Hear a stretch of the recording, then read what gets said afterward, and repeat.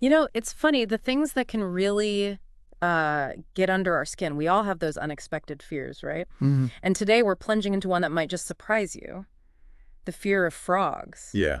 Those little humpers? Exactly. They seem so common, but for some people, they're a source of, well, genuine You know distress. what's fascinating right off the bat is realizing this isn't just someone being creeped out. Right. Our sources point to this being, a recognized phobia. Mm-hmm. It's got terminology in psychiatric literature and a history sort of woven into cultural beliefs all over the world. Totally. We've got a really interesting set of information here for this deep dive. We're pulling from Wikipedia mainly, which itself draws on psychological studies, cultural And observations. specific research, too. Yeah, exactly. So our goal really is to unpack this fear for you, understand how it's defined clinically, the different roles frogs play in various cultures. And maybe what kind of experiences might actually trigger this kind of intense phobia. So hopefully you'll come away with a much richer understanding of this, well, perhaps unexpected anxiety. It really makes you think, doesn't it? Exploring a fear like this, one that seems a little out there, Mm-hmm. it can actually shed light on how fears just generally take root and how they're shaped by, our own lives and the stories our communities share. Absolutely. So, all right, let's start with the clinical side. When someone has a really significant fear of frogs, what do we actually call it? What's the terminology? Well, the psychiatric literature, like our source mentions, often just uses the straightforward term fear of frogs. Right. Pretty simple. Okay, makes sense. But there are more specific terms, too. Rhinidophobia, that refers specifically to the fear of frogs from the Ranidae Which family. is the most common type, right? That's the one, the most widespread group. And interestingly, there's also batrachophobia. Batrachophobia. Yeah, Batracho. It's broader, covers all amphibians. So frogs, toads, salamanders, newts, the whole lot. Well, And that term, batrachophobia, it actually popped up in a psychiatric dictionary way back in 1953. huh. So it's been recognized for quite a while then in some form. Seems so. So whether it's a slimy green frog or maybe any amphibian that makes your skin crawl, there's a recognized way to talk about that intense reaction. Precisely. Now, here's where I think things get really interesting. Beyond just the clinical definition, what about the cultural baggage frogs carry? It sounds like their reputation is, well, it's not the same everywhere. That's a really key point. The cultural meaning of frogs is incredibly varied. Often it's like a total split, a dichotomy. How so? Well, in some cultures, seeing a frog is considered a bad omen, Yeah. maybe linked to illness or just, the unknown parts of nature, things lurking in the dark and damp. Okay, yeah, I can see that. But then, on the flip side, you've got other cultures where frogs are symbols of good fortune. Oh, interesting. Yeah, maybe associated with rain, which is obviously crucial, Mm. or the fertility of the land. That's Good right. things. It's quite a contrast, isn't it? Good luck, bad luck. And then there's this really striking example our source brings up about Portuguese shopkeepers using ceramic frogs. Ah, yes. That's a tough one. They apparently use these ceramic frogs to deter Roma people from entering their shops. Wow, so it's not even about a general dislike of frogs there. Well, it sounds like a very blatant example of anti-Romani prejudice. Exactly. It's using a sort of cultural association or maybe just an aversion in a discriminatory way. It really makes you think about how even seemingly harmless symbols like a ceramic frog can be, well, twisted and used to reinforce existing biases and prejudices. Precisely. It's a powerful reminder that cultural beliefs, even ones involving animals, can get tangled up with social inequalities and historical power dynamics. Mm. It suggests that what looks like an individual fear might sometimes have roots in much bigger societal issues. It certainly makes you pause. Now, shifting gears just a little bit, I remember that old wives' tale, touch a frog, get warts. Ah, the classic. Is that still a big concern, do we know? Well, interestingly, according to a survey done by researchers at the Johannesburg Zoo, Oh, yeah. those traditional superstitions seem to be kind of losing their grip, at least on modern kids. Really? What are they worried about instead? The study indicated that kids today are much more focused on the practical question.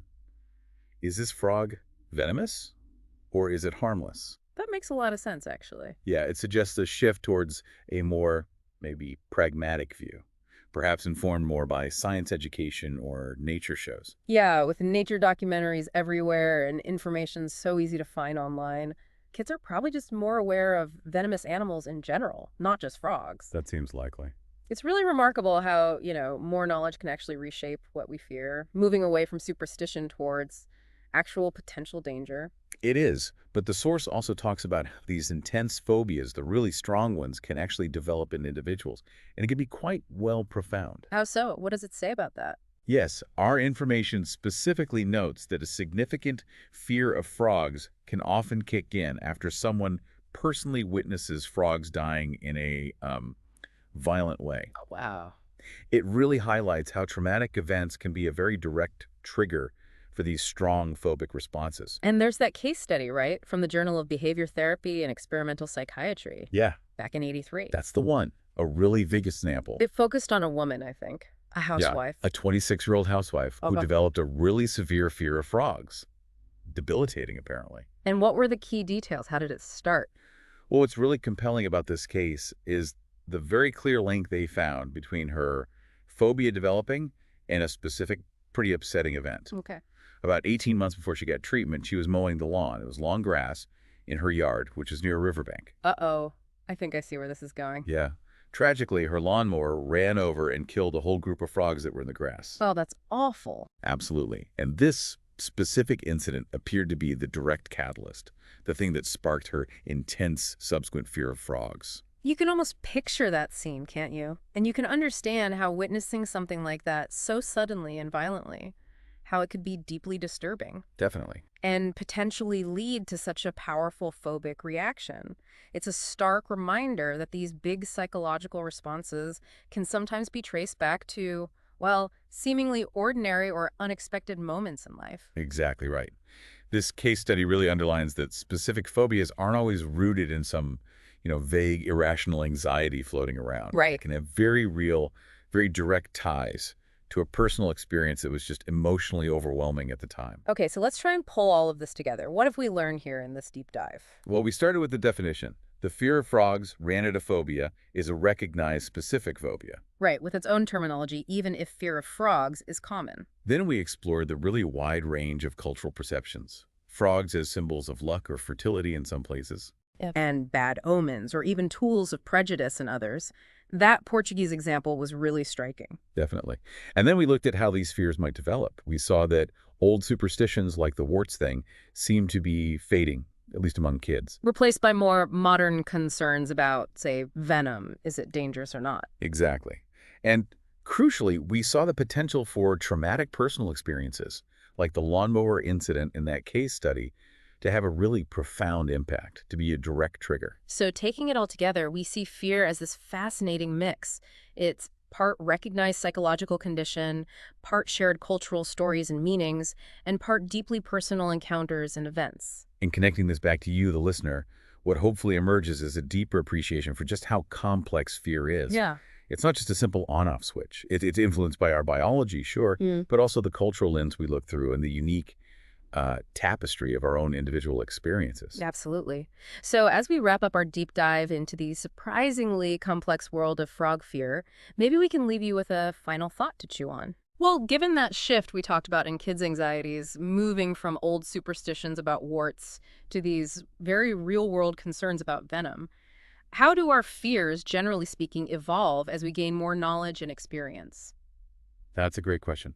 Does more knowledge always reduce fear or just change its focus? Right, and maybe even more profoundly, what unseen influences, whether they're cultural messages we've absorbed without realizing, or maybe echoes of long-forgotten personal experiences, might still be subtly shaping our anxieties, even about common creatures we see, or maybe just hear every day? It really prompts an important reflection, doesn't it, for each of us? And what seemingly irrational fears might we hold on to? And what could be the hidden stories or the societal undercurrents that have shaped those feelings, maybe without us ever consciously knowing? Definitely something to ponder the next time you maybe see or perhaps just hear a frog croaking somewhere. Thanks for taking this deep dive with us today.